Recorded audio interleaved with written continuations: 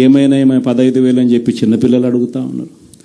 ఏమైనా 18,000 అని చెప్పి వాళ్ళ అమ్మలు అడుగుతూ ఉన్నారు. ఏమైనా 48,000 అని చెప్పి ఆ అమ్మమ్మలు అడుగుతూ ఉన్నారు. ఏమైంది 36,000 అని చెప్పి చిన్నపిల్లలు ఉద్యోగం కోసం ఎదుగుతూ ఉన్న పిల్లలు అడుగుతూ ఉన్నారు. ఏమైంది 20,000 అని చెప్పి రైతన్నలు అడుగుతూ ఉన్నారు. వీళ్ళకి ఎవ్వరికీ కూడా చంద్రబాబు నాయుడు అనే వ్యక్తి వాళ్ళ పార్టీకి సంబంధించిన క్యాడర్ సమాధానం చెప్పలేని పరిస్థితిలో వాళ్ళ పార్టీ వాళ్ళ పెద్దలు అందరూ కూడా ఏం చేస్తూ ఉన్నారు? Diversion politics. ప్రతిరోజు ప్రతి నెల ఒక టాపిక్ తీసుకొస్తారు.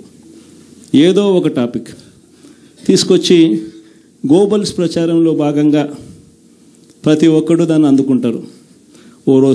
ఓసారి తిరుపతి లడ్డు అంటారు, ఇంకొకసారి జూన్లో ఋషికొండ భవనాలు అన్నారు, జూలైలో శ్వేతపత్రాలు మదనపల్లి ఫైల్స్ అన్నారు, ఆగస్టులో ముంబై నటి ఏం పేరు కాదాంబరి అన్నాడు, సెప్టెంబర్లో ప్రకాశం బ్యారేజీని బోట్లతో ఢీకొట్టి గేట్లను పడగొట్టాలని చెప్పి మనం ప్లాన్ చేసినామని అంటాడు. అక్టోబర్లో సరే ఇంకా ఎట్టాగ మీరు అంతా చూశారు, నా కుటుంబాన్ని తీసుకొచ్చినాడు.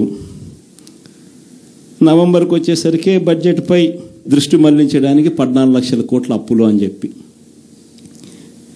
డిసెంబర్లోకి వచ్చేసరికి ఇప్పుడు కొత్తగా మీరు అంతా మనం చూస్తూ ఉన్నాం రేషన్ బియ్యం అంటానండి. ఇప్పుడు కొత్తగా కనిపిస్తూ ఉందా రేషన్ బియ్యం అని చెప్పి. ఇప్పుడు నాకు నిజంగా ఆశ్చర్యం అనిపిస్తుంది రేషన్ బియ్యం కథలీలు చెప్తా ఉన్నప్పుడు. ప్రభుత్వంలో ఎవరున్నారు అని, ప్రభుత్వంలో మనం ఉన్నామా, ప్రభుత్వంలో వాళ్ళు ఉన్నారా అని నాకు అర్థం కాల.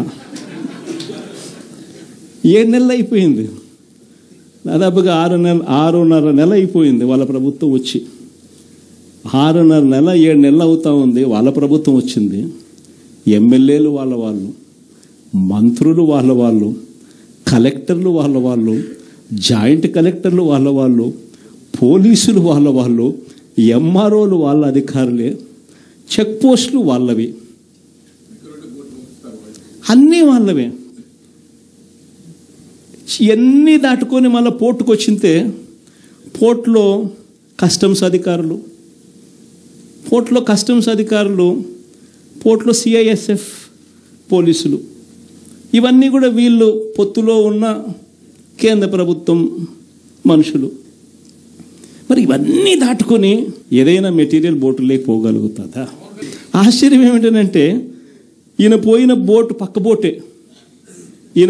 బోటు పక్కబోటే ఫైనాన్స్ మినిస్టర్, ప్రస్తుత ఫైనాన్స్ మినిస్టర్ పయ్యావుల కేసు వాళ్ళ సొంత వియ్యంకుడిది, శ్రీనివాసరావు గారని సొంత వియ్యంకుడిది, పట్టాభి రైస్ ఎక్స్పోర్ట్స్.